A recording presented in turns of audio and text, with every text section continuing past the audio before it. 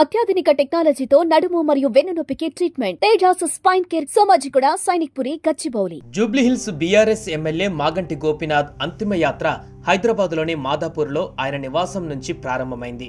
గత 3 రోజులుగా తీవ్ర అనారోగ్యంతో గచ్చిబౌలిలోని ఏఎజీ ఆసుపత్రిలో చికిత్స పొందుతూ ఆదివారం ఉదయం 5:45 ఆయన తుది శ్వాస విడిచారు.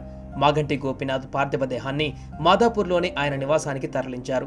అక్కడ బీఆర్ఎస్ అధినేత మాజీ ముఖ్యమంత్రి కేసీఆర్, వర్కింగ్ ప్రెసిడెంట్ కేటీఆర్, మాజీ మంత్రి హరీష్ రావు తదితరులు నివాళులర్పించారు. ఆయన అంతిమ యాత్ర ప్రారంభమైంది. ఈ సందర్భంగా బీఆర్ఎస్ వర్కింగ్ ప్రెసిడెంట్ కేటీఆర్, మాజీ మంత్రి హరీష్ రావు మాగంటి గోపీనాథ్ పాడెమోశారు.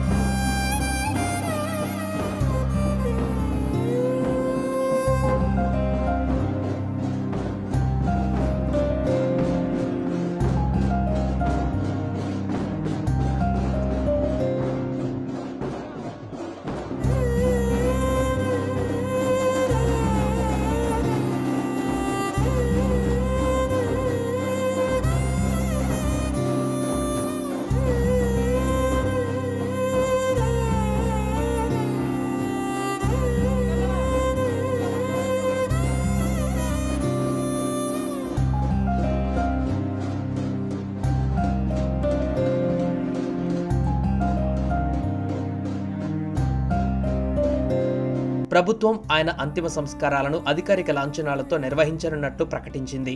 ఈ మేరకు సంబంధిత అధికారులకు ఆదేశాలు జారీ చేసింది. మాగంటి గోపీనాథ్ మరణం బీఆర్ఎస్ పార్టీకి, జూబ్లీహిల్స్ నియోజకవర్గ ప్రజలకు తీరని లోటుగా భావిస్తున్నారు.